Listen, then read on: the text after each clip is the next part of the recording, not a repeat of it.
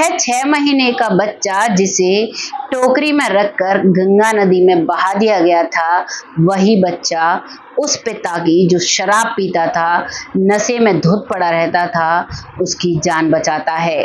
कैसा भगवान का रचाया हुआ चक्रव्यूह है। जिस पिता ने उसे छोड़ दिया, उसी पिता का वो रक्षक बनता है। आइए जानते हैं कैसे ये पॉसिबल हुआ, कैसे 6 महीने का बच्चा गंगा नदी में बहने के बाद भी जी जाता है, कैसे वो अपनी जिंदगी को आगे बढ़ाता है। नमस्कार, मैं महक चौधरी आज आपके सामने जो कहानी लेकर आई हूँ, इस कहानी में एक जो 6 महीने का बच्चा है, किस तरीके से उसका जीवन बदलता है और किस तरीके से जीवन में उसे जो लोग मिलते हैं वो कैसे संस्कार देते हैं, ये सारी कहानी सुनकर आपको एक बात तो बिल्कुल सच लगने लगेगी कि भगवान की जो रचाई सृष्टि है वो सबसे अनोखी होती है। कब किसके साथ क्या होना है वो सब इसमें जान लेंगे, क्योंकि जब 6 महीने के बच्चे को मृत समझकर हम टोकरी में बहा देंगे और उसको तो कोई मगरमच्छ, क्योंकि गंगा नदी जो है वो बहुत विशाल है और वो बहुत दूर दूर तक बहती है, न जाने कितने दूर दूर तक वो बहा वो बच्चा और फिर कितने देर बाद उसे 2 लोगों ने बचाया। वो कहावत कहते हैं ना, जाको राखे साइयां मार सके ना कोई, वो कहावत इस कहानी में सिद्ध होती है। चलिए रुख करते हैं। कहानी शुरू होती है इलाहाबाद से। यहाँ पर 2 दंपत्ति होते हैं जिनके कोई संतान नहीं होती और जिसमें पत्नी का नाम शीला और पति का नाम विमल होता है। दोनों पति पत्नी बहुत पूजा पाठ और धार्मिक प्रवृत्ति के होते हैं। बहुत ज्यादा भगवान से अपने लिए औलाद मांगा करते। उनके घर में जो उनका बुजुर्ग है, यानी कि जो विमल है, उसके जो पिताजी हैं, वो भी अपने पोते की आस करते करते इस दुनिया से चल बसते हैं। वो जब इस दुनिया से जाते हैं तो वो कहकर जाते हैं कि मेरी अस्थियों को गंगा में विसर्जित करना। आजकल तो मॉडर्न समय है, सभी की अस्थियों को गंगा जी लेकर जाया जाता है, लेकिन पहले समय में ऐसा नहीं हुआ करता था। पहले समय में कोई कोई व्यक्ति जिसकी दिली इच्छा होती थी उसकी अस्थियों को ले जाकर गंगा में बहाया जाता था, नहीं तो गंगा जी में बहाया नहीं जाता था पहले समय में। आज तो सभी जाते हैं। अब ये जो इच्छा थी, इस इच्छा को पूरा करने के लिए विमल और उसकी पत्नी शीला अपने पिता की अस्थियों को लेकर गंगा जी पहुंचते हैं। वहां जाने के बाद वहां पर जो पुजारी होते हैं उनसे पूजा अर्चना कराते हैं और पूजा करने के बाद उन अस्थियों को जब विसर्जित करते हैं तो उनकी नजर उस टोकरी पर पड़ती है। वो टोकरी जिसमें एक छोटा सा बच्चा होता है, जो ऐसा लग रहा था मानो इस दुनिया में हो ही नहीं। अब उसमें जो विमल होता है वो पानी में आगे बढ़ता है और उस टोकरी को अपनी तरफ खींचता है। वो बच्चे को देखता है तो उसे बच्चे में सांस महसूस होती है। तभी शीला देखती है तो वो उसे लेकर गले से लगा लेती है। वो कहती है कि किसने अपने बच्चे को ऐसे गंगा नदी में छोड़ दिया। वो वहीं पर पुलिस बुलाते हैं। पुलिस आती है, पुलिस की निगरानी में उसे हॉस्पिटल ले जाया जाता है। हॉस्पिटल में जब उसका चेकअप किया जाता है तो बच्चे को बहुत तेज निमोनिया था। निमोनिया की वजह से बच्चा सांस बहुत कम ले पा रहा था। बस डॉक्टर्स कहते हैं कि हम अपनी कोशिश पूरी करेंगे, हमें नहीं पता ये बच्चा जिएगा या मरेगा, नहीं कह सकते, अपनी सी हम पूरी कोशिश करेंगे। अब वहां पर जो शीला और विमल होते हैं वो हॉस्पिटल में ही बैठ जाते हैं। पुलिस वाले कहते हैं कि ये तो आपका बच्चा भी नहीं है, तो आप यहाँ क्यों बैठे हैं? अब ये हमारी जिम्मेदारी है, हम इसका देख लेंगे, आप अपने घर जा सकते हो। लेकिन वो दोनों पति पत्नी घर जाती है और घर से कुछ चाय नाश्ते का इंतजाम करके लाती है और उन पुलिस वालों को भी पिलाती है और विमल को भी पिलाती है। और दोनों हाथ जोड़कर कहते हैं कि हमें अगर ये बच्चा बच जाएगा तो क्या आप ये बच्चा हमें दे सकते हैं, क्योंकि हमारे कोई संतान नहीं है। जैसे ही ये बात पुलिस वाले सुनते हैं वो खुश हो जाते हैं। वो कहते हैं कि हमारे पास तो आए दिन ऐसे केसेस आते हैं जिनमें नवजात बच्चों को ऐसे ही छोड़ दिया जाता है, हम उन्हें अनाथ आश्रम छोड़ कर आते हैं। अब तो बहुत अच्छा हुआ, आप कानूनी प्रक्रिया करना और इस बच्चे को अडॉप्ट कर लेना। वो भी दोनों खुश हो जाते हैं और अगली सुबह डॉक्टर्स खबर सुनाते हैं कि बच्चा रिकवर कर रहा है, इम्प्रूवमेंट है, बच्चा बच जाएगा, बच्चा ठीक हो जाएगा। इस बात को सुनकर वो खुशी मनाते हैं और मंदिर में जाकर दोनों माथा टेकते हैं। उसके बाद आते हैं और अब उस बच्चे में काफ़ी हलचल भी करने लगा था और उसने रोना भी शुरू कर दिया था। जिसकी आवाज़ तक नहीं निकल रही थी, अब वो रोने लगा था। करीबन 1 हफ्ते तक उस हॉस्पिटल में उस बच्चे को रखा जाता है और 1 हफ्ते तक लगातार विमल और शीला वहीं पर आते हैं और जो उसके पास पुलिस वाले थे उनको भी चाय नाश्ता रोटी पानी कराते हैं और खुद भी वहीं पर रहते हैं। वो अपना पूरा ध्यान उस बच्चे पर लगाते हैं और अब वो ठीक हो जाता है और पुलिस वाले कानूनी प्रक्रिया के तहत उस बच्चे को उन्हें गोद दे देते हैं। उस बच्चे का नाम शीला एकांत रखती है।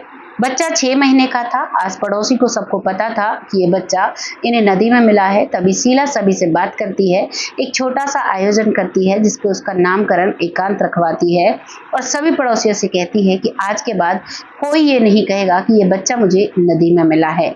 सब ये कहेंगे ये मेरा बेटा है। मेरे बच्चे को ये बात पता नहीं चलनी चाहिए। पड़ोसी भी काफी अच्छे थे। वो भी कहते हैं कि हमें तो अच्छा ही लगेगा, आपने एक बच्चे को जीवन दान दिया है और आपको एक बच्चा मिल गया है, हम बहुत खुश हैं। सभी इस बात को मानते हैं और वो बच्चा धीरे धीरे बड़ा होने लगता है। जब वो बच्चा अपनी स्कूलिंग कंप्लीट कर लेता है तो बहुत अच्छे नंबरों से वो 12वीं पास करता है और उसमें इतने अच्छे संस्कार थे क्योंकि जो उसके माता पिता थे अब जो मिले थे उनके जो संस्कार थे वो बहुत ऊंचे थे। वो लोगों की मदद करने में बहुत विश्वास रखते थे, कभी किसी का बुरा नहीं सोचते थे। वैसा ही एकांत बन जाता है। अब 12वीं के बाद वो ग्रेजुएशन में एडमिशन लेता है और एडमिशन लेने के बाद अब वो नौकरी ढूंढने लगता है। उसे एक बहुत अच्छी कंपनी में भी नौकरी मिल जाती है। नौकरी मिलने के बाद परिवार बहुत खुश रहता है और जो शीला है वो बार बार विमल से यही कहा करती कि मैंने तो उम्मीद छोड़ दी थी कि मुझे तो अब संतान होगी नहीं, लेकिन देखो मेरे भाग्य में तो संतान की कमाई खाना भी लिखा है। मेरा बेटा कमाकर सारे पैसे मुझे देता है। वो बहुत खुश रहती है और अब वो अपने बेटे के लिए एक सुंदर सी लड़की तलाशने लगती है। वो अपने बेटे से कहती है कि बेटा तुमने तो कहीं कोई पसंद नहीं कर रखी, तुम बाहर नौकरी करते हो।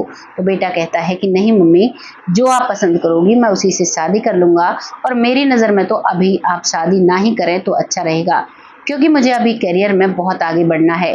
लेकिन माँ कह देती है कि बेटा मैं सारा दिन अकेली रहती हूँ, तुम अपने करियर पर ध्यान देना और तुम्हारी बहू मेरे साथ रह लिया करेगी। एकांत मान जाता है और अब वो लड़की देखने के लिए अपनी गाड़ी में जा रहे होते हैं। उस वक्त पर अपनी गाड़ी होना बहुत बड़ी बात होती थी। जब वो जा रहे थे तभी वो देखते हैं कि एक भगवा कलर के कपड़े पहनकर एक शख्स जमीन पर पड़ा हुआ है और वो तड़प रहा है और वो बहुत बीमार लग रहा है। अब वो वहां पर वो गाड़ी रोकते हैं और एकांत कहता है कि मम्मी, लड़की देखने तो हम फिर भी जा सकते हैं, इस व्यक्ति को हमें हॉस्पिटल ले जाना चाहिए। दोनों उसके मम्मी पापा कहते हैं कि हाँ बेटा ये तुम सही कह रहे हो और उसको वहां से वो उठाते हैं और गाड़ी में बिठाकर सीधे हॉस्पिटल लेकर जाते हैं। हॉस्पिटल लेकर जाने के बाद वो कहते हैं कि ये संत बाबा बहुत बीमार हैं, इनको आप ठीक कर दीजिए। डॉक्टर उसका ट्रीटमेंट कराते हैं, उसके कुछ चेकअप कराते हैं तो डॉक्टर बताते हैं कि ये बहुत ज़्यादा नशा करने की वजह से इसके एक फेफड़ा गल चुका है। अब इसकी हालत ऐसी ही रहेगी, काफ़ी लंबा इलाज चलेगा। तभी उस माँ को गुस्सा आता है और वो माँ कहती है कि तुम कैसे इंसान हो, हम तो तुम्हें साधु संत समझ रहे थे, तुम तो एक शराबी निकले, हमने तो एक शराबी की मदद की है, ये तो बहुत गलत हुआ। वो गुस्से में ये कहकर वहां से चली जाती है। वो चुपचाप सुनता रहता है। उस व्यक्ति का नाम नरेश था। वो आंसू पोंछ लेता है और चुपचाप पड़ा रहता है। एकांत उससे सुबह शाम मिलने आया करता था और वो पूछा करता कि तुम्हारा परिवार नहीं है, तुम इतने उदास रहते हो, अपने परिवार के पास क्यों नहीं जाते।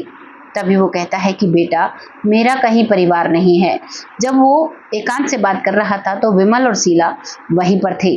दोनों जब वहीं पर होते हैं तो वो बताता है कि मेरा कोई परिवार नहीं है, मेरा जो पत्नी थी वो बहुत पहले इस दुनिया से जा चुकी थी और उसने एक बेटे को मुझे सौंपा था और मैं इस नशे के चक्कर में उस बेटे की भी देख रेख नहीं कर पाया।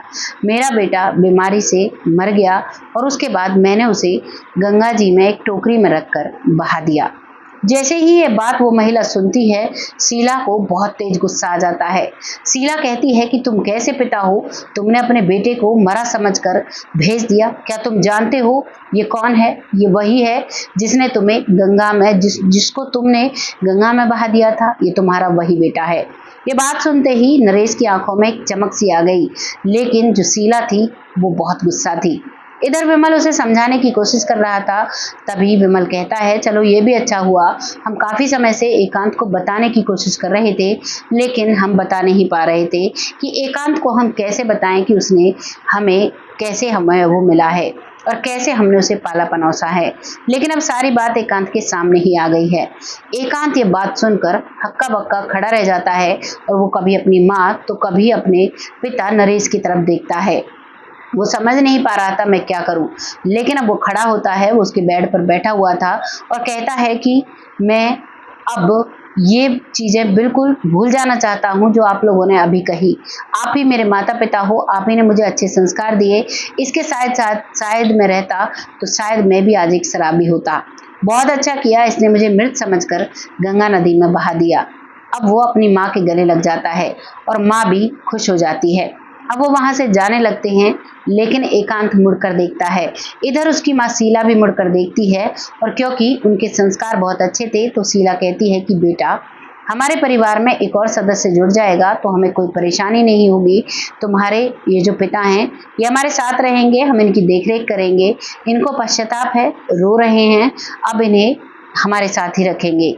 एकांत भी इस बात पर मान जाता है और विमल भी इस बात पर मान जाता है। 7-8 दिनों में उसे डिस्चार्ज करते हैं और उसे अपने घर लेकर जाते हैं। वहीं पर वो रहता है और बहुत मिलजुल कर वो लोग रहने लगते हैं। अब जो लड़की देखने के लिए जा रहे थे उसे दोबारा देखने के लिए जाते हैं और उस लड़की से उसकी शादी होती है और बहुत खुशी खुशी वो लोग रहते हैं। कुछ दिनों बाद एक बेटा होता है, यानी कि जो एकांत है उसको एक बेटा होता है। उस बेटे को बताया जाता है कि तुम्हारे ये दोनों दादाजी हैं और बहुत अच्छे से वो दोनों दादाजियों को प्यार करता है और बहुत प्यार से उस घर में रहता है। शीला भी बहुत खुश है, उसका पति विमल भी बहुत खुश है और एकांत भी और साथ साथ नरेश भी बहुत खुश है। बहुत पश्चाताप उसे रहता है और बस यही कहता है कि मैं आज के बाद कुछ भी गलत नहीं करूंगा, मैं नशा को हाथ तक नहीं लगाऊंगा, और वो उनके साथ खुशी खुशी रहता है। ये कहानी यहाँ समाप्त हो जाती है, लेकिन ऐसी किस्मत सबकी नहीं होती। जब उस बच्चे को गंगा नदी में बहाया गया था तो गंगा नदी में बड़े विशाल जानवर रहते हैं, जैसे मगरमच्छ, बड़ी बड़ी मछलियाँ।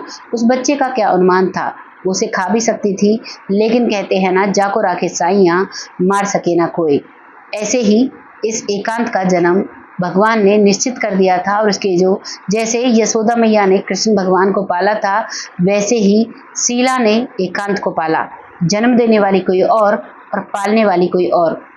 बिल्कुल कान्हा जी जैसी कहानी है और बहुत अच्छे से ये अब अपनी ज़िंदगी में खुश है। आपको ये कहानी कैसी लगी, आप अपनी राय कमेंट बॉक्स में लिखिएगा, लोगों के साथ शेयर करिएगा, क्योंकि आपकी कहानी जो ये आप कमेंट करते हो ये बहुत अच्छे लगते हैं। इन्हीं से हमें मनोबल मिलता है, हमारा मनोबल बढ़ता है और हम ऐसी सच्ची और अच्छी कहानी आपके साथ साझा करने में सक्षम हो पाते हैं। बहुत जल्द ऐसी ही सच्ची और अच्छी स्टोरी के साथ आती हूँ। तब तक के लिए जय हिंद, जय भारत।